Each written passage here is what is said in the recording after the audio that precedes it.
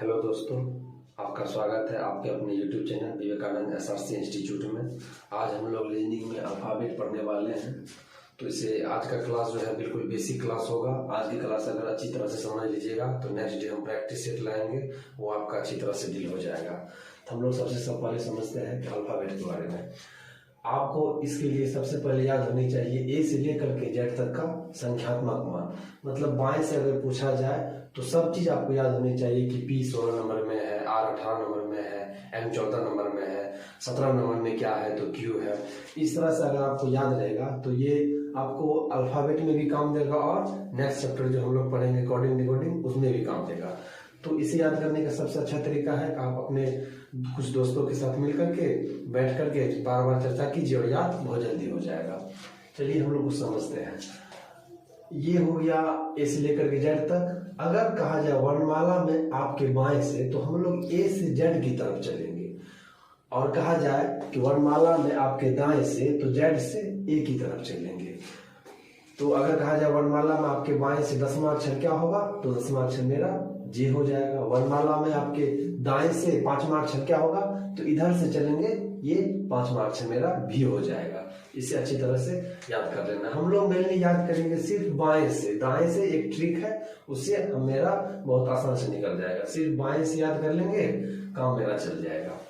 अब एक बात पे और हम लोग चर्चा कर लेते हैं कि वर्णमाला में बाएं से 10वां अक्षर के दाएं तीसरा क्या होगा और से दाएं तीसरा क्या होगा। तो सबसे पहले हम लोग देख लेते हैं से और के का कॉन्सेप्ट ऑफ से या के। से का मतलब हुआ को लेकर के और के का मतलब हुआ को छोड़ करके।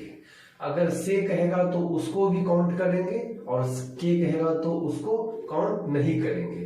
तो बाएं से हम 10वां अक्षर ले लेते हैं जे, और अगर हम कहें कि 10वां अक्षर के दाएं तीसरा तो इसको छोड़ के तीसरा चेक करेंगे, 1 2 3 दायां इधर हो जाएगा। अगर कहे कि बाएं से 10वां अक्षर से दाएं तीसरा तो इसको भी काउंट करके तीसरा करेंगे, 1 2 3 एल हो जाएगा आपका। क्लियर है? यहाँ हम लोग चेक कर लेते हैं। सबसे पहले बायां दायां पर भी हम लोग चेक बढ़िया से समझ लेते हैं।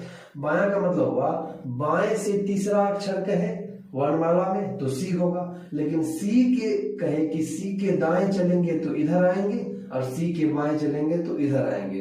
मतलब सी अब मेरा क्या हो गया, खास हो गया है।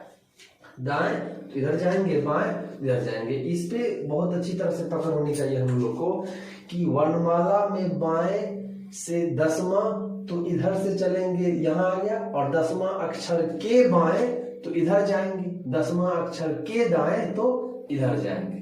क्लियर है? यहां तक में आप लोग को दिक्कत नहीं होनी चाहिए मेरे ख्याल से। अब हम लोग समझते हैं, इसे देख लेते हैं। प्रथम अर्धांश का मतलब हुआ ए से एम तक। ए से एम तक को कहेंगे प्रथम अर्धांश, और द्वितीय अर्धांश हो गया आपका एन से जेड तक। एन से जेड तक को कहेंगे द्वितीय अर्धांश। इस पे सवाल हम लाएंगे नेक्स्ट वीडियो में। अब हम लोग 4 सूत्र के बारे में समझ लेते हैं। एल मतलब लेफ्ट, आर मतलब right, left number right number. तो हमेशा रिजल्ट जो आएगा मेरा पहले फॉर्म के हिसाब से आएगा। मतलब लेफ्ट में आएगा रिजल्ट और दोनों को जोड़ देंगे। राइट और लेफ्ट रहे तो रिजल्ट आएगा हमेशा पहले फॉर्म के हिसाब से, मतलब जो पहले रहेगा। राइट में आएगा रिजल्ट और दोनों को जोड़ देंगे। लेफ्ट 1 नंबर और लेफ्ट 2 नंबर रहे तो हमेशा रिजल्ट लेफ्ट में आएगा, दोनों को घटा देंगे। ओवरऑल कहने का मेरा मतलब है कि अगर दो विपरीत रहे तो जोड़ेंगे और सेम रहे तो घटाएंगे। आसान तरीके से विपरीत में जोड़ते हैं और सेम में घटाते हैं। यहाँ तक तो दिक्कत नहीं होनी चाहिए मेरे ख्याल से। इसका काम क्या है अभी हम लोग चर्चा कर लेंगे।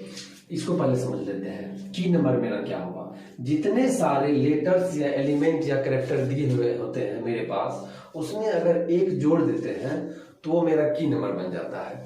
जैसे कि अल्फाबेट के कुल लेटर कितने हैं 26, इसमें हम एक ऐड कर देंगे तो ये मेरा क्या बन जाएगा, की नंबर। तो अल्फाबेट का की नंबर क्या होगा, 26 से 27 हो जाएगा। इसकी सहायता से हम लोग क्या निकाल सकते हैं, अभी हम लोग एक एग्जाम्पल देख सकते हैं। इसकी एक की नंबर की सहायता से हम निकाल सकते हैं। अगर हमसे पूछा जाए कि दाएं से 8वां अक्षर क्या होगा, एग्जाम्पल में R8 का मतलब दाएं से 8वां अक्षर मेरा क्या होगा। तो दाएं से 8वां हम लोग तो याद करेंगे बाएं से, याद भी करना है बाएं से, लेकिन हमसे पूछ रहा है कि दाएं से 8वां अक्षर क्या होगा। हम लोग बिना ABCD लिखे इसको निकाल सकते हैं की नंबर की सहायता से। R8 को हम लोग बाएं में चेंज करना चाहते हैं तो L लिखेंगे, लिखे ना, बाएं वाली संख्या बराबर की नंबर माइनस दाई संख्या। तो की नंबर मेरा कितना है तो 27, 27 माइनस दाई संख्या कितनी है 8, 8 इसको हटाएंगे, L 27 में से 8 गया, ये हो जाएगा 19, L 19। तो L 19 का जो वैल्यू है वही R8 का वैल्यू है। देखिए S, ये आपका हो गया S आंसर। तो आप बाएं से अच्छी तरह से याद कर लीजिएगा, तो दाएं से याद करने का कोई जरूरत नहीं है, आप की नंबर की सहायता से आसान से निकाल सकते हैं। एक और चेक कर लीजिए, दाएं से 10वां हमको कहेगा निकालने के लिए। 8-10 सॉल्यूशन करने वक्त अगर मेरा आ गया 8-10 का वैल्यू क्या होगा, कैसे निकाल सकते हैं की नंबर की सहायता से। L की नंबर मेरा कितना है 27, 27 माइनस 10 मेरा हो गया L 17। बाएं से 17 नंबर में जो लेटर है वही दाएं से 10वां नंबर में है, मतलब कि Q। तो जो R10 होगा वही L 17 होगा। ये समझ गए होंगे मेरे ख्याल से। थोड़ा सा इस तरीके से नेक्स्ट वीडियो में हम इस पे प्रैक्टिस सेट लाएंगे, कुछ क्वेश्चन रहेगा जिससे आपको सॉल्यूशन करना पड़ेगा। आप इसे अच्छी तरह से 1 से 2 बार 3 बार वीडियो को देख लीजिएगा। अब हम लोग मिलते हैं नेक्स्ट वीडियो में, तब तक के लिए जय हिंद।